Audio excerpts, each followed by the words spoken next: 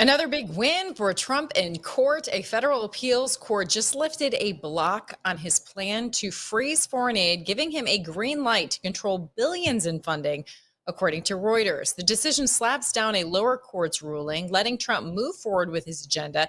The Democrats are already crying foul, of course.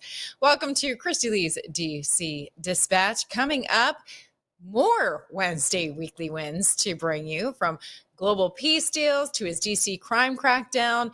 But is the economy on the brink and are vaccine truths still being buried? Join us this afternoon as we uncover all of that. Coming up, we've got Ed Dowd, former BlackRock manager and author of Cause Unknown, joining us to dive into the state of the economy. Are there recession risks and housing crash concerns? Plus, the shocking truth about vaccine deaths that legacy media seems desperate to hide. But let's start in the heart of DC. We've got the Atlantic. They are hysterical over Trump's efforts to clean up DC. It just put out an article, The President's Police State. And this Atlantic hit piece, it paints Trump as some kind of course, authoritarian dictator for wanting to deploy the National Guard and take over DC police to crack down on crime, after a former DOJ staffer got brutally attacked. But where was the Atlantic when the Biden administration was labeling concerned parents at school board meetings as domestic terrorists for daring to speak out against the woke curriculum? Or how about those mask mandates? Or, they were busy writing about how school boards are no match for America's political dysfunction, framing those parents like myself as partisan troublemakers instead of defending their free speech as a press outlet you would think would want to do. And don't get me started on vaccine mandates. The Atlantic was all in for that, calling out police unions for comparing mandates to Nazi Germany and pushing for cops to get jabbed. Well, people were losing jobs, being policed, and even fired for refusing an experimental shot. So hypocrisy much? This is classic leftist media. Cry authoritarian when Trump fights crime, but cheer when Biden weaponizes government against parents and freedom. No, we are not the same. These administrations are not the same. But of course, it was fine when President Biden acknowledged crime in DC, way back when. Here's the flashback. Driving home, my staff who lives here in the Hill reminded me, don't stop at a stoplight until I'm out of town. If I see a red light late at night, since there's very little traffic, slow up at the other block so I never come to a full stop except in the middle of the block because of carjackings. Stopping at a light, people standing in a corner, walking up with a gun. See, that was fine to acknowledge the crime at that time. Maybe the Atlantic should have talked to more residents. They're saying, thank God for tougher crime measures, according to the Washington Reporter. Despite DC officials claiming a 26% crime drop, Trump's push to clean up the streets and remove homeless camps is winning local support. And about those crime stats, let's see how our Kira Castronova is doing in the real world. She is live there in DC. Legacy media keeps on parroting that this isn't even reality. Crime's way down in DC. So what does it feel like actually there? What has it felt like?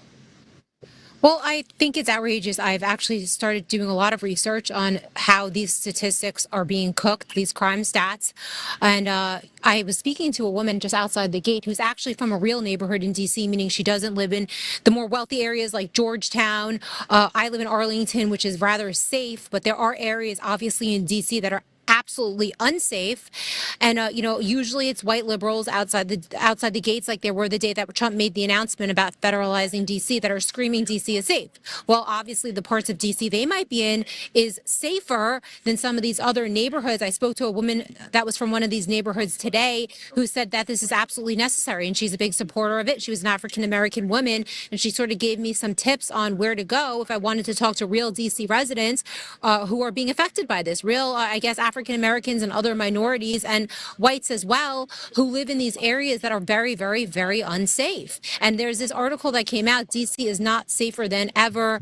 Police union alleges preposterous crime stats are being cooked. This is absolutely, in my opinion, a crime that these people are cooking these stats and putting people in danger. This is according to Greg Pemberton, who is a member of the local Fraternal Order of Police chairman. He's saying when our members respond to the scene of a felony offense, when there is a victim reporting that a felony occurred, inevitably there will be a lieutenant or a captain that will show up on that scene and direct those members to take a report for a lesser offense. Essentially, they're just cooking the books on these crime stats. And I started doing more research today, and I pulled up and made some charts, and I'll share them with you later, Christy, just on how a murder was really up during the reign of Joe Biden. Surprise, big surprise there. And it's on the rise, but it all really started when Joe Biden came into office and his lunacy here in Washington, D.C. And I pulled up a chart, and I actually made this via AI, where crime stats that are actually being reported as to what they actually are, and this is literally AI saying this, are completely inaccurate. And it gave me a chart that I wish I could share with you, but I just pulled this up. 112 murders so far this year, they're saying, but in actuality, it's 225, which is double the rate. So obviously, these politicians have a lot at stake when it comes to lying about crime stats here, and the police unions as well, to make it seem like they're doing a good job, which they're not. Obviously, they need help. So I do think that a lot of the DC residents, especially from the neighborhoods that might not be so safe, are very much in support of President Trump taking measures to make the streets of DC safer for everybody. And I plan on possibly Friday going out and talking to some of these people, kind of spreading out a little bit past the White House and talking to people that are actually from DC, not lobbyists, bureaucrats, or paid liberals that are standing outside the White House gates screaming that DC is the safest place when it's absolutely not. Well, I mean, this would be their track record, cooking the books, if you will. You know, they've done this when it comes to a lot of the blue cities. Basically, when you dig in, they just have this history of not reporting the numbers. And so if you don't report them, it's like, poof, they don't exist. So it would be no surprise that that's being done. I know you're going to be reporting on Trump's appearance today. Did he talk about these statistics, since the legacy media is parroting this? He did. Trump today was at the Kennedy Center, which he might be renaming the Trump Kennedy Center. It was actually a very interesting presser there. Announced a lot of things, but also took some questions from the press pool. And on DC crime statistics specifically, obviously the president is aware that the numbers are worse than ever, and that the whole thing is rigged. Obviously, statistics are the easiest thing to rig. We saw that during COVID, how easy it is to rig statistics by these quote unquote experts for political purposes. So here's President Trump today at the Kennedy Center on DC crime statistics and how they are being rigged. And the numbers are worse than they ever are. Don't let anyone tell you they're not. And the whole statistical charts that they made, the whole thing is a rigged deal. They got rid of the guy because he didn't want to do the numbers the way they wanted to, and they put their own numbers out. They said it's the best in 20 years. No, it's the worst in 20 years. But we're going to have... we're going to be very open about what we're doing. So if the media wants to ride with police, if they want to do it, if they feel it's safe, that would be okay. I love that. If they feel it's safe to do a ride along. Right. That would be okay. And Stephen Chung had tweeted out, Stephen Chung, who is the director of communications here at the White House, for all the reporters who are trying to gaslight the public into thinking DC is completely safe. Here's a reminder, the stats that the city is not what it seems. The city is not what it seems. And this was in NBC Washington. DC police commander suspended, accused of changing crime statistics. So this is a big deal here in DC with changing crime statistics, obviously for political purposes, should be treasonous, in my opinion. President Trump went on to speak about a lot of other things today at the Kennedy Center. Obviously, now Muriel Bowser and other D.C. Democrats are calling for D.C. statehood, which is absolutely ridiculous and unconstitutional, by the way, but I guess they don't understand the Constitution. So here is President Trump now speaking on statehood for Washington, D.C., and why the idea is absolutely ridiculous. Statehood is ridiculous. We want to straighten the place out. Statehood's ridiculous. It's unacceptable. It's the Democrats want it because the Democrats have, about 95% in this little area, even I didn't get it very much. They want that. They want to pick up 2 senators, and it's not going to happen. It's not going to happen. And that's the least of the reasons why, by the way, but that's one of the reasons why. What we want to do is make Washington, D.C., the greatest, most beautiful, safest capital anywhere in the world. And that's Right. So, obviously Democrats would love to have those 2 extra senators, even if it's against the Constitution. The Constitution, I did a little bit of research. So to put it into context, to exercise, gives Congress the power to exercise exclusive legislation in all cases whatsoever over such district not exceeding 10 miles square as may, by session of particular states and the acceptance of Congress, become the seat of the government of the United States. So obviously the framers deliberately created a federal district outside the control of the states for obvious reasons to ensure no single state could dominate or hold leverage over the national government. So this is one of the many reasons why obviously DC can never become a state. It's the seat of the federal government. There's a tremendous conflict of interest there. So again, this has become part of the conversation because Democrats are now pushing, including Muriel Bowser, to make Washington, D.C. a state, which is unconstitutional. It's just so obvious. Anything that where they can try and increase their power. I mean, DC isn't even a state, and look at the amount of damage that has been done out of DC with how corrupt it is. I mean, basically, it's at the bedrock of the corruption of Trump's first presidency, not allowing him to lead, and all these trials that have happened there with these rigged juries. Because I mean, it's just, I mean, statehood would just be another element of corruption. It would be, and it's literally constitutionally impossible, literally impossible. You can't be both. A state is independent, but the Constitution says Congress has exclusive control over D.C., so these 2 things cannot exist at the same time. And the only way for a D.C. to ever become a state would literally be to physically change the Constitution, which would be almost impossible. I believe it's a 2/3 vote in both the Senate and the House, as well as 2/3 of the states. It then actually goes to the states have to vote on it. So that would be logistically impossible. Democrats know this, but of course they continue to just promote this type of stuff to their base, I guess, like it's possible. And Trump is the fascist who is not allowing D.C. to become a state when it's actually the founding fathers and the Constitution who designed it this way. They did not want obviously the federal seat of the government to become a state because of the conflict of interest, the massive conflict of interest there. Excellent. How about just like the atmosphere in DC? Have you noticed more of a security presence? Do you feel more safe there with this going on? Or is it a little bit weird with more police state, as the Atlantic would say, around you? Well, I'm here at the White House where there's always a presence of Secret Service, and it does feel nice to have Secret Service around, knowing that I'm probably in one of the safer areas just because of the Secret Service presence here. I saw some video in Georgetown where there were some FBI agents marching around. I wasn't personally there, so I can't really speak to that, which is why I'm opting possibly in the next few days to maybe go take a tour of DC, go to some of the more neighborhood-like places and kind of just get a feel out for what parts of DC are really like that really aren't where the politicians live, really aren't where the bureaucrats, the lobbyists, and even the journalists live. We all opt to live in the nicer areas. There are parts of DC that are rather unsafe. And I think that a lot of those people, I'm just getting the feeling, are going to be happy that the president is doing this, that he's asking for more police presence because, obviously while there's been an uptick on crime against Caucasians and people like big balls, really the majority of the crime happens in these black neighborhoods, unfortunately in minority neighborhoods. They are the victims of these crimes, and this is who these laws and Trump trying to federalize DC will help the most. So that's facts, and I think that's getting missed by a lot of people. So yes, I do feel safer here in DC now that Trump is really putting a spotlight on this, and I think that a lot of other people do as well. Excellent. Now, I don't know if you have any more to share about Trump's visit to the Kennedy Center. If not, I just want to follow up on. Oh, okay. Then go ahead. Well, It was pretty cool because President Trump, as you know, is a showman, and I think he does miss his time on The Apprentice, and when he got to host The Apprentice and all that type of thing. And obviously, he's a great MC and he's hysterical. I don't think you could actually find anybody better to host the award ceremony that he's planning. I think it's going to be in December.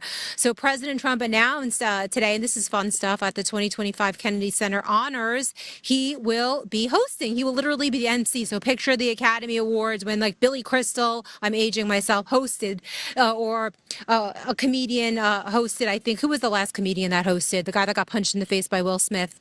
Oh, Chris Rock. Chris Rock. Chris Rock, right?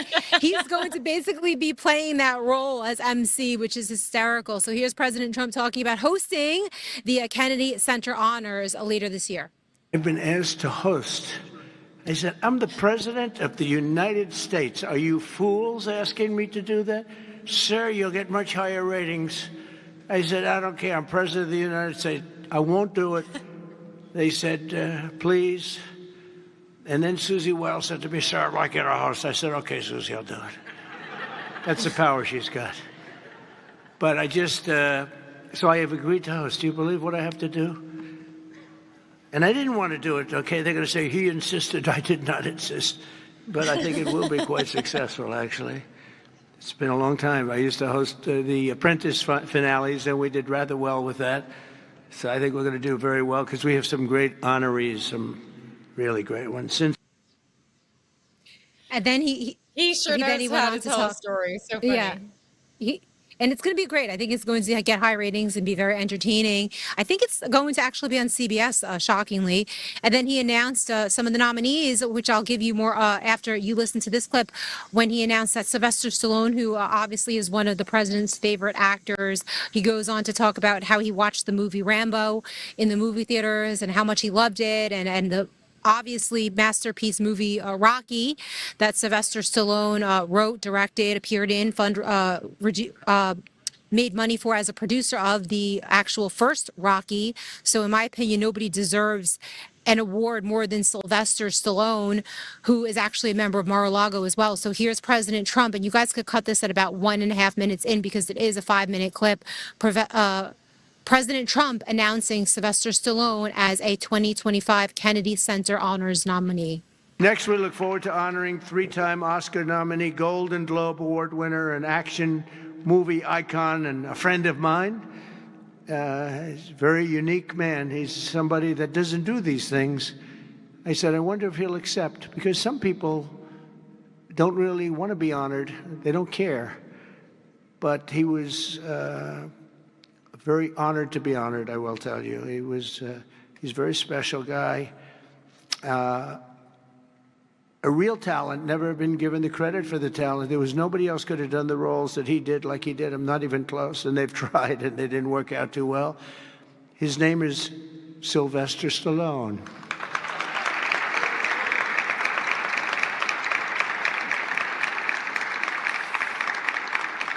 So it's very few, almost, if any, people that could have taken a name and made it so incredible, like Rocky, Rambo, Creed, and others. But think of it, Rocky, Rambo, if you did one, you're good. You do two. And I'll never forget, I was a young guy, and I went to see a thing called Rambo, and it had just come out. I didn't know anything about it, but I was in a movie theater, like we used to go to movie theaters a lot. And I said, this movie is phenomenal. What the heck? So great. So I think, this means a lot to President Trump, just because I do think he misses Hollywood and how people were so nice to him back then. All of those celebrities were really nice to him. Once he became president, they kind of iced him out. So kind of to be back in the mix, in the entertainment, I think is special to him. He announced some other nominees that would include George Strait, a country music legend, obviously Sylvester Stallone, Gloria Gaynor, who's saying I Will Survive, disco and R&B singer, obviously, Kiss, the rock band, and Michael Crawford, a British actor and singer from the Phantom of the Opera. So those Yeah, so those are some of the nominees, or some of the honorees rather, at the Kennedy Center Honors that will be happening on December 7th at the Kennedy Center here in Washington, D.C. We hope to be at that, obviously, interviewing these celebrities and these honorees, and that will air later that month on CBS. Excellent. Well, thank you so much for your coverage, Kara. It looks like Trump is having a good day and making DC safer. So thank you so much for your coverage. Thank you, Christy. Have a good show. Yes, you bet. Coming up, we are going to hit some news on the economy, and then we're going to welcome in our special guest, Ed Dowd. But just want to give you a quick reminder, join our editorial board. Basically, you tell us what you want to hear about. Make sure that we are covering everything that we should be. We want to be a voice for the voiceless. So if you feel like there's a topic or a person that isn't being heard from that deserves to be, please let us know. You can do that at news@LindellTV.com. That's news@LindellTV.com. All right, quick break, and we'll be back in a moment.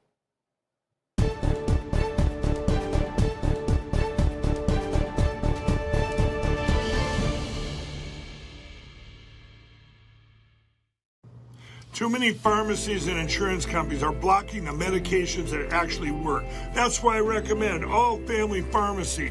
They give you access to treatments like ivermectin now, starting at just $2 a capsule. They also have methylene blue, hydroxychloroquine, and so much more. They're helping you stay prepared, and they've dropped their prices by 25%. Also use promo code Lindell10, you save even more. Go to allfamilypharmacy.com/Lindell. Use promo code Lindell10 and get the medicine you need. If you want to drop extra pounds, boost energy levels, and reduce swelling in your legs and feet, then this message is for you. Pure Health Research is on a mission to make America healthy again.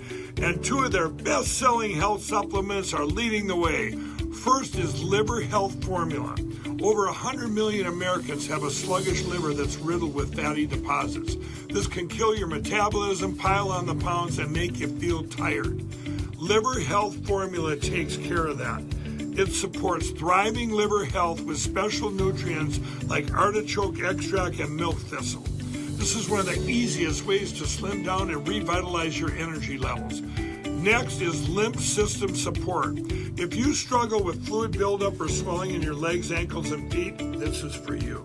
The natural ingredients in lymph system support help gently flush away extra fluid and toxins out of your body. And right now, for a limited time, you can get 35% off Liver Health Formula and Lymph System Support, along with 50 plus other health supplements that Pure Health Research has to offer. So head over to purehealthresearch.com and use promo code Lindell at checkout. That's purehealthresearch.com, promo code Lindell to save 35% on your order today.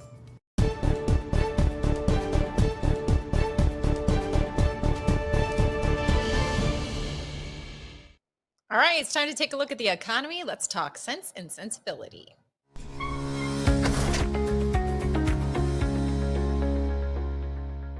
Wall Street is on fire today. CNBC reports stocks surged after mild inflation reports sparked hopes for a Federal Reserve rate cut soon. We're still waiting, hoping. Major indexes like the S&P and NASDAQ hit record highs, with small cap stocks leading the charge.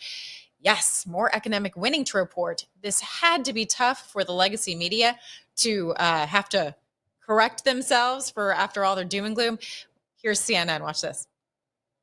The key categories that we always look at: energy, food, and shelter. Energy fell by 1.1%. That was largely driven because of gas prices falling in the month of July by 2.2%. Look at that food. I mean, this is where people spend their money, right? Food every single day. Food flat, 0%, and actually down at the grocery store by 0.1%. And then shelter, we always usually see an increase because that is what people are paying.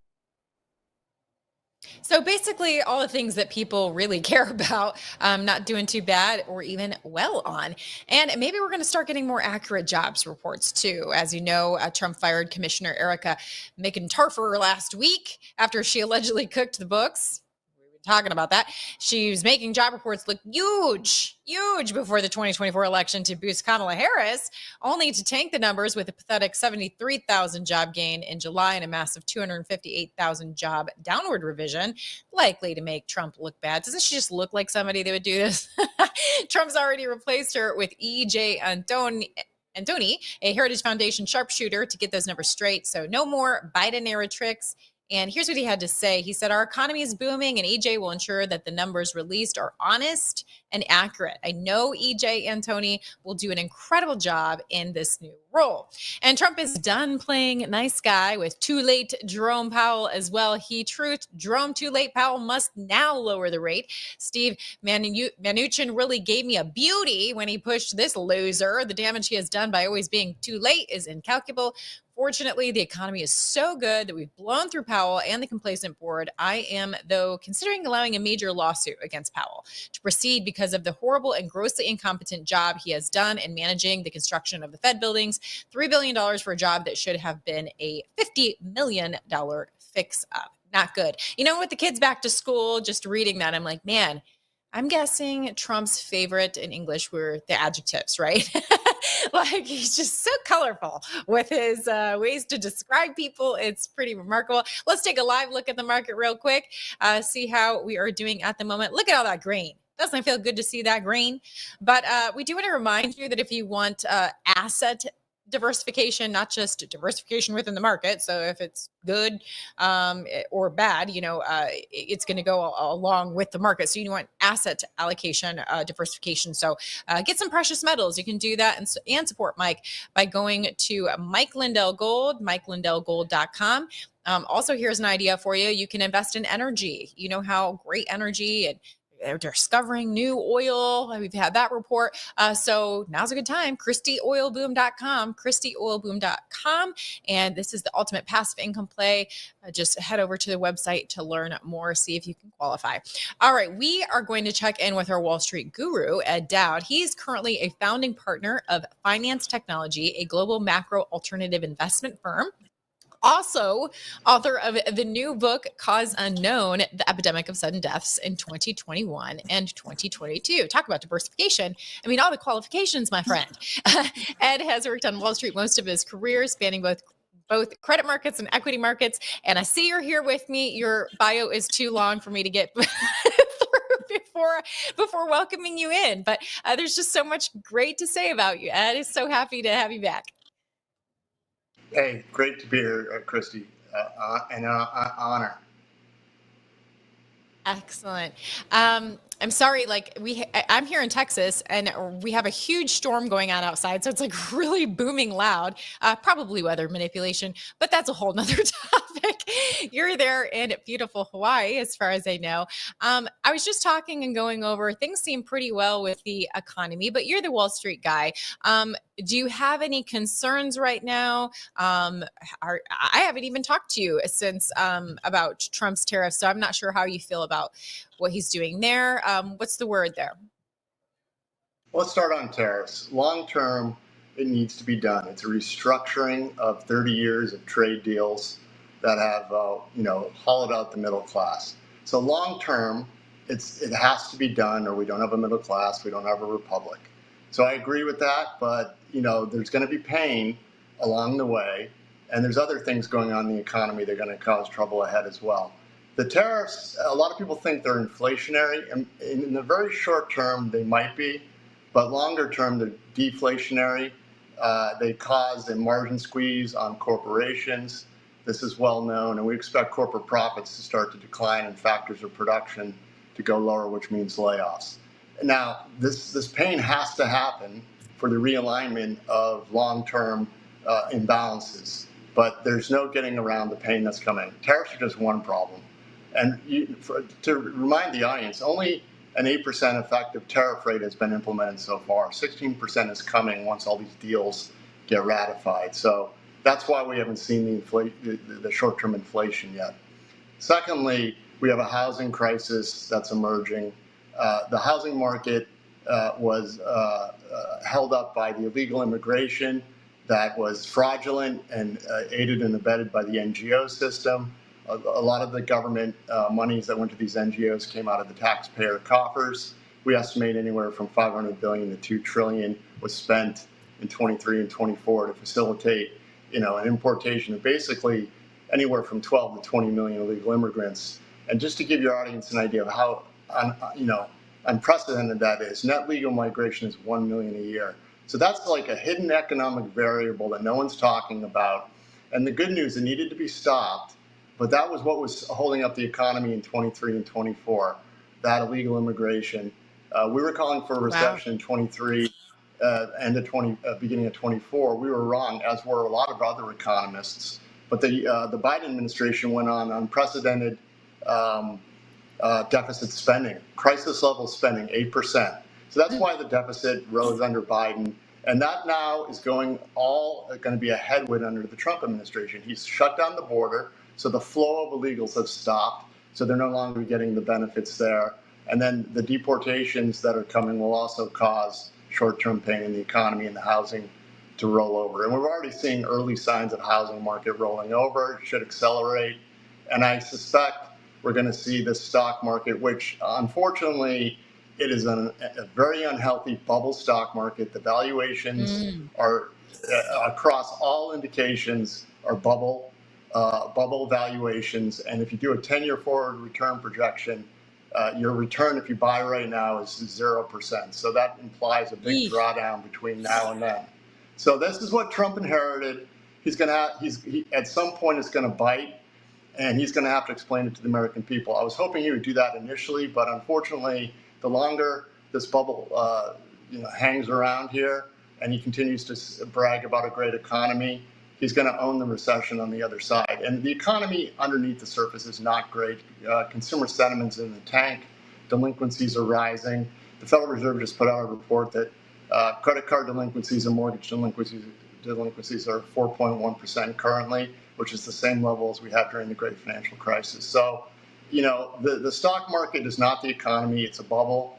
And when that cracks, it'll be too late. And I think we're going to see a very volatile fall. I think the way I'm looking at the asset classes that indicate that there's a flashpoint coming in the fall, September, October, November. Excellent. Well, thank you for that great advice. And I think you're right. He should probably get ahead of that if that is something that is possible to happen. We were showing your book a moment ago, and I want to talk to you more on that topic, a totally different topic here in a moment. But just before we move from economy, I just want to get your thoughts on relations with China. It kind of has my head spinning every day because, he's really tough on them and these big tariffs, but then he just put a pause again on China with the tariffs. So, what do you think's going on there? How important is it to keep that relationship kosher, I guess? Do you think he should be harder on China? It gets confusing sometimes to watch how this relationship is progressing. Yeah, so the biggest trade imbalances are Europe and China. He's doing a good job with Europe. But obviously the problem with the Europe trade deal is it needs to be ratified by their parliament. So it's not legally binding at the moment. China is still negotiating, obviously. China is a disaster right now. We're going to be putting out a big research economic report on China. They have serious, deep structural problems. And that, unfortunately, has global geopolitical implications as their economy continues to struggle. They fear their people the most. They like to keep them employed. And when there's high unemployment in China, they fear their own people. So they may start, a war just to distract their own people. And obviously, Taiwan is a flashpoint. That's been a flashpoint for a while. So China is a big, big concern. And I think Trump needs to tread carefully and, work with China to help them rebalance in a manner that doesn't just absolutely implode them, because then they're going to, want to keep their own power, and that suggests, finding a scapegoat internally, which would be us. Excellent. All right. Well, let's switch gears and talk about Maha. We've been showing your book here and there. It's not funny, actually, that you've had to update it because of the topic. It's wild that you've had to continue to update it as far as the evidence there is for the harm that the vaccines have caused, particularly the mRNA vaccines. So I wanted to get into that evidence, but before we do, I wanted to get your reaction to the legacy media parroting that there is no evidence that there's anything wrong with mRNA vaccines or the COVID jab. So let's just get a small taste. This goes on and on and on, but we don't have time for that. Let's just get a small taste of what they've been saying when they were really upset about the action taken against mRNA vaccine research. Health and Human Services Secretary Robert F. Kennedy Jr. announced that his department will be cutting nearly $500 million in funding for mRNA vaccine development. NBC News is reporting, quote, many scientists and infectious disease experts swiftly denounced the move as a broadside attack on the area of research, particularly those who have seen this as promising after rapidly developing COVID vaccines. Basically, the way for your audience, the way we've been designing vaccines prior to mRNA had serious cons. It took. Now, this goes, like I said, it goes on and on and on. They're just like hysterical over the fact that RFK Jr. Had pulled research and they go on to say there's no evidence there's anything wrong, but you wrote a whole book on that there's a huge red flag at minimum. So what's your reaction to legacy media, Mockingbird media? Obviously, they're in panic mode because this has been one of the topics that, you know, is the elephant in the room. During the during the campaign, both campaigns, the Trump administration campaign and the Harris campaign, did not talk about COVID or COVID vaccines because there's a lot of blame to go around, unfortunately. Here's the bottom line. The data continues to accumulate. You know, we've stopped updating a lot of our data as of the end of 2024 because we were doing it for free. Free doesn't pay the bills, but you know, there's a time series from the BLS, Bureau of Labor Statistics, called disabilities.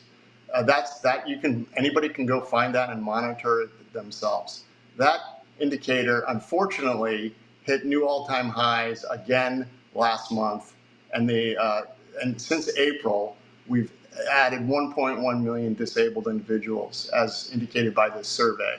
Now, let me explain this for a moment. It's not tied to Social Security disability claims. It's literally a survey that's done along with the non-farm payroll survey every month. It's a real-time estimate. So they make phone calls, you answer one of 6 questions about a disability, and if you answer yes to one of them, you're labeled as disabled. That number was running around 30 million prior to the COVID vaccines. In February of 2021, it took off. It reached a high in September of 2022 of 3 million, above 33 million, so an extra 3 million in a very short period of time. Plateaued a little bit. Then in June of 23, it went up another million. So we had 4 million. Plateaued again, then went up again in November of 2024 to 34.6 million. And in the last 3 months, we've added 1.1 million people.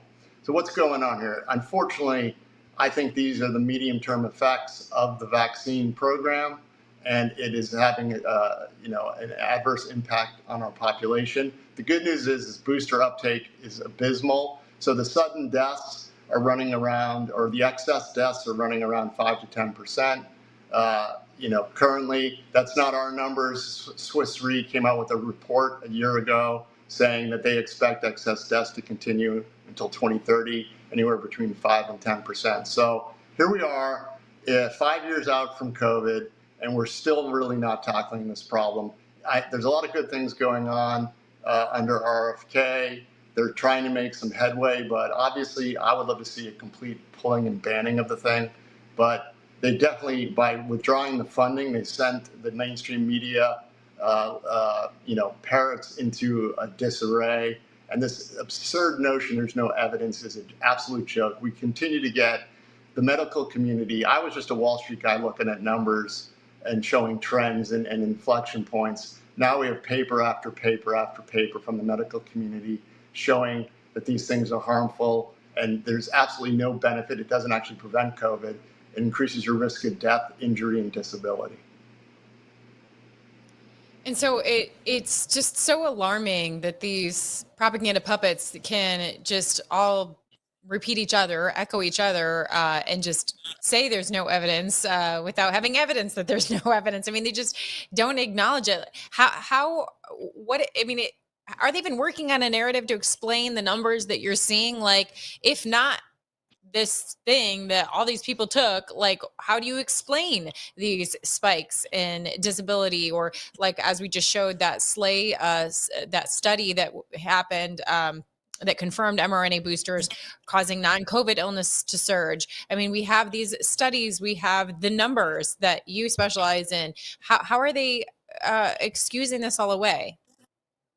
It's pure gaslighting. They've actually come out and said there's no evidence. So that's just gaslighting. And some commenter on X posted there's no evidence. So I quote posted him and just showed the disability chart I talked about and said, yep, no evidence, with the clown emoji after that. It got a lot of views. And a lot of the people who wanted to argue against that time series basically made up excuses. It's COVID.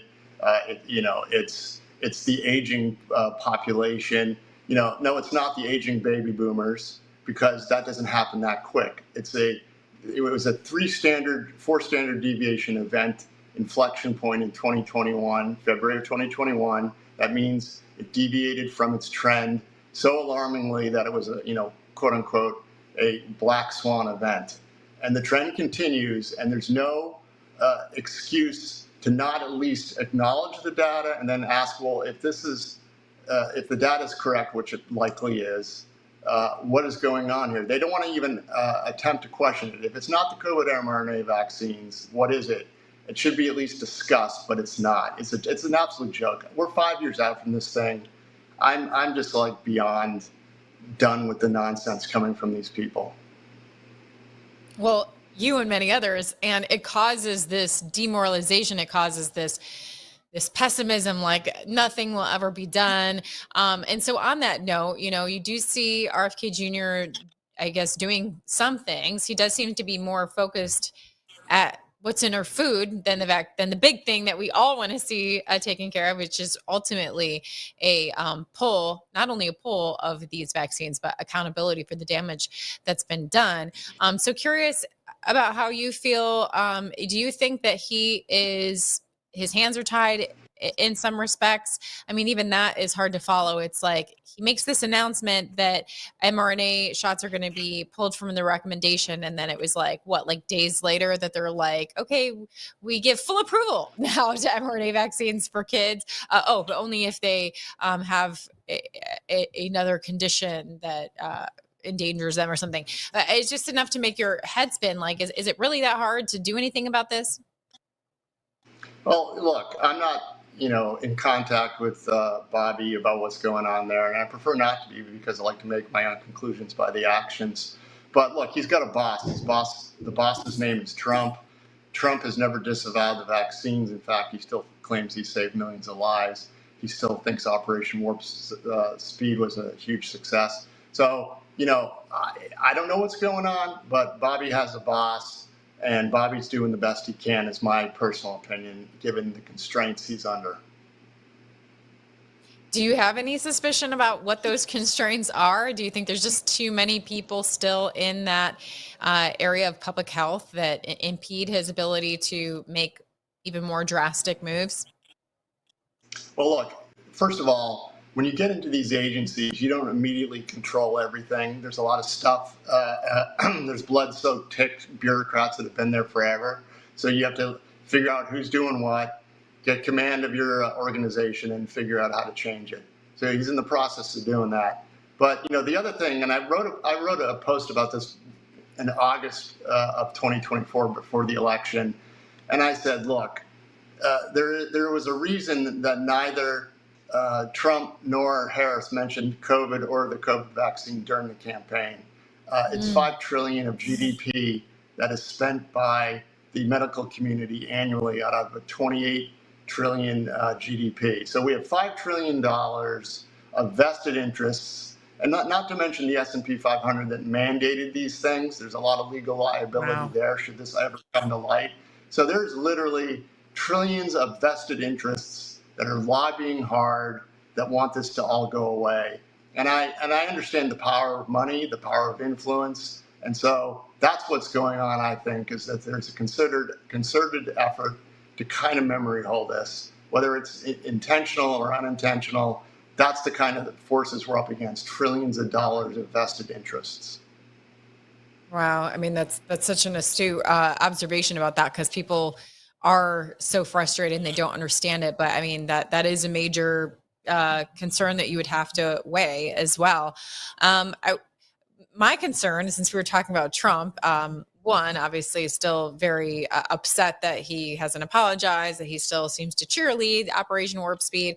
But now a new concern is Alex Berenson. He wrote a Substack basically reporting that the Pfizer CEO, Albert Bourla, is desperately trying to cozy up to President Trump, attending a 25 million MAGA Inc. fundraiser. I mean, it was just such a joke, because this is such an about face for Burla, because he had said he publicly was disappointed in Trump's debate comments on the COVID vaccine, and he vowed Pfizer wouldn't bow. And he was really quite nasty before, but now it seems he wants to cozy up. And the reason it's so concerning is because, let's face it, it seems like Trump's, one of his Achilles heels is flattery. And so if this guy can flatter him enough, he may just forget the backstabbing of Burla and just his complicity in the crimes against humanity. Any thoughts on that article, or on what you see happening there? You touched on something that's very important. Flattery seems to work, unfortunately, with President Trump, and he's got people around him who have vested interests in the pharmaceutical industry. Unfortunately, they used to be former lobbyists. I believe Susie Wiles was one. But look, here's the bottom line. Albert Bourla was basically at one point calling on the FBI to investigate anybody who talked badly about the vaccines and called them basically terrorists. I remember that vividly. This is a bad dude, and Trump may or may not have seen that, but he needs to go back and look at some of the footage from this guy. It was disgusting. This was full-on tyranny, the fusion of the corporation and government, which we call fascism. This needs to be addressed. This guy has blood on his hands. The Pfizer clinical trials showed that the thing should have been shut down. The Pfizer papers by Naomi Wolf prove all this. This is a disaster, and these people that are rewriting history make me sick to my stomach. Mark Zuckerberg did the same thing, and it does demoralize the Trump base when we see this. So it's a problem. Yeah, we just need to keep on reminding him who the bad guys are, and who's going to upset us if we see him palling around with. He never seemed to listen about Lindsey Graham, but I don't know. Maybe he'll listen. He sometimes seems like he listens to people when they're loud enough. Look, I'm so grateful for your generosity of time. I want to remind people about your book. You keep on having to update it, because this is just such an atrocity that we've been through, and people are still suffering. Do you see any end to having to update this book, or is this just going to be ongoing updates? Currently, there's no plan to update the book. And like I said, we stopped doing the book is one focal point we have on our website at financetechnologies.com with a PH, a myriad of other data that's not in the book that proves the case. We stopped doing research at the end of 2024 because it was just taking up thousands of hours of time. We were doing it for free. Wow. So that we couldn't be attacked for being funded by anybody. So we were doing it. And if we had found out that the vaccine was working, we would have told you. But unfortunately, it clearly was not. We also offer economic research reports on financetechnologies.com as well, if you're interested in where we think the economy is going. Yes, absolutely fascinating. Always so great to talk to you, Ed. Thank you so much. Thank you, Christy. Great to be here. All right. Well, that was really interesting. Coming up, we, it's also kind of a downer, because we have to face more of the lies, more the gravity of. I mean, sometimes it's just you can't even express the gravity of loss, and the lack of accountability. I mean, there's just no feeling or no expression deep enough of what we went through. And, Ed mentioned there that they are trying to memory hole it because of how deeply entrenched it is in our economics. But we can never forget. We need to continue to hammer this story. We need to continue to highlight people that are still suffering from this.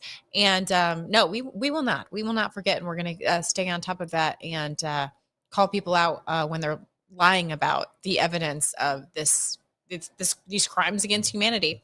But because we had, as I was about to say, because we have had this bit of a downer, on Wednesdays, we like to celebrate. We like to celebrate our Wednesday weekly wins. So I'm going to have that as soon as we get back from a quick, I'm going to remind you to go to mypillow.com/KL. You can go to mypillow.com or just go to mypillow.com. Use promo code KL. And here is a way that you can help support Mike Lindell, who's gone through so much persecution. He has never shied away from talking about these incredible topics that other even so-called conservative media has shied away about talking about the truth about these COVID vaccines, the truth about election security. Mike Lindell has never shied away from that. He encourages us to continue talking on these important topics. And this is a way that you can support him. You can get your favorite towels, get your favorite sheets, try the slippers, which are a favorite. And I have teens, so I'm going to be ordering another case of this Rev 7, which is a healthier alternative if you have teens that like to run for those stupid, very unhealthy and potentially dangerous energy drinks. Get them Rev 7 instead. These are some great flavors that they have there as well. So just want to encourage you to do that. Again, use promo code KL at mypillow.com. All right, now we can go into our Wednesday weekly wins.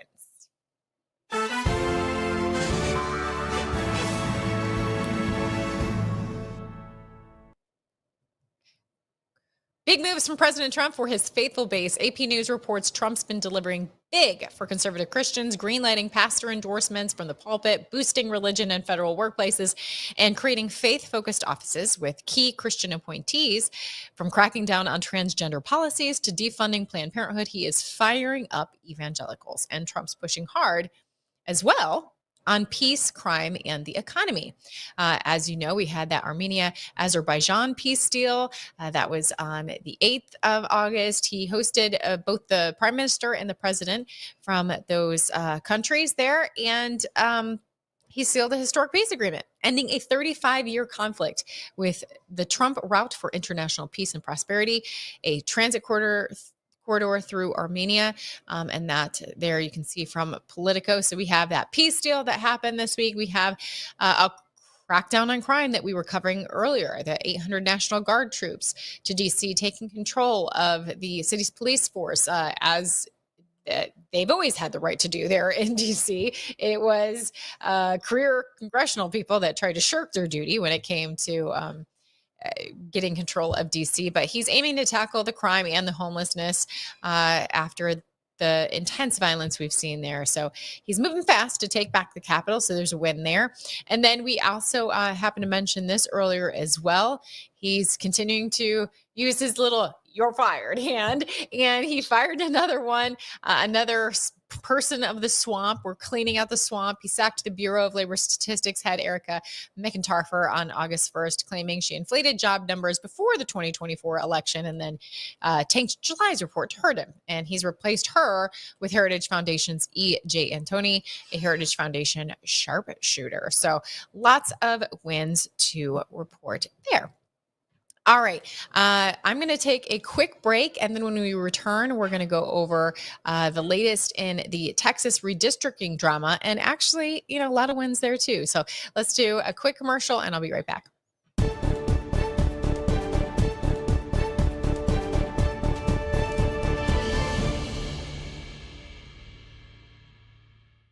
Whether it's being a weekend warrior or spending time with your family, feeling your best is the key to doing the things you love. That's why I'm excited to tell you about Nirvanta. It's a natural solution designed to help you stay active and live well naturally.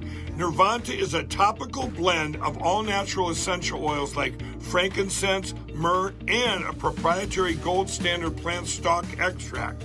It's perfect for your hands, feet, knees, back, or anywhere else that needs a little extra care. Use Nirvanta proactively as part of your daily maintenance routine, and you're guaranteed you're going to feel the difference. Simply massage Nirvanta in for at least 60 seconds, 2 to 3 times a day to get the best results. And if you're not completely satisfied, you get your money back. No questions asked. There's simply no risk and no reason not to try Nirvanta today. Right now, you get 15% off with code Lindell exclusively at nirvantahealth.com.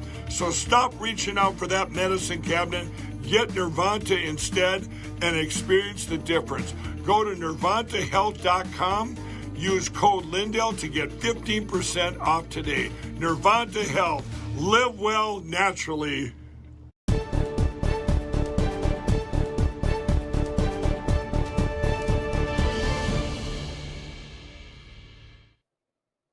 More wins to report here in Texas as far as updates on the Texas redistricting drama. It seems the GOP is winning in Texas. The Texas Tribune reports Attorney General Ken Paxton is pushing to jail former Representative Beto O'Rourke, claiming he violated a court order by fundraising for Democrats who fled the state to block a GOP redistricting plan. Paxton's lawsuit against O'Rourke's group, Powered by People, alleges illegal support for the Dems walkout, and he's asking for fines and jail time after O'Rourke's rally cry to fight the map change. O'Rourke's team calls this a misrepresentation. They love all those words. And this redistricting battle, we know, is far from over. But progress is being made. The Texas Senate voted 19-2 to approve the new congressional map that could flip 5 Democratic House seats to Republicans for 2026. 9 Senate Democrats walked out in a protest calling it a corrupt gerrymander, while House Dems still out of state are stalling the vote by denying a quorum. Governor Abbott and Lieutenant Governor Patrick are threatening more special sessions. He says, I'll have another special session like every 30 days until we get this job done. Meanwhile, in my home state of Ohio, this is so pathetic. I saw that NBC News reports is reporting former Senator Sherrod Brown is officially launching a comeback bid for the U.S. Senate in 2026, aiming to challenge Republican Senator John Husted in a special election. Brown, who lost to Bernie Moreno in 2024, but outperformed Kamala Harris by 7.5 points. Not that that would be hard to do because her numbers were inflated anyways, right? He is backed by Senate Minority Leader Chuck Schumer. Also, something not to brag about, but being that I was a news anchor there in my hometown of Ohio for a long time, I have had several interviews with Senator Sherrod Brown, and he's such a joke. He's just a walking tape recorder. You know, that's what I think of. It's like they have like pre-programmed things that they say. So if you ask them any question that requires them to actually critically think and answer a question, a challenging question, it's like they malfunction, you know, and you just get these canned responses. And so disgusted with interviews like that of these career politicians with no substance. And, you know, now we get to have to deal with him again because he lost and now he's going to try and get a different seat. So there you go. All right. Well, that is it for me. All the time that I have here for DC Dispatch, but keep it locked in here to LindellTV White House coverage live. We're going to be seeing so many more of your favorites like Vanessa Broussard and Kara Castronova and Allison Steinberg. So keep it locked in right here. Thanks for watching.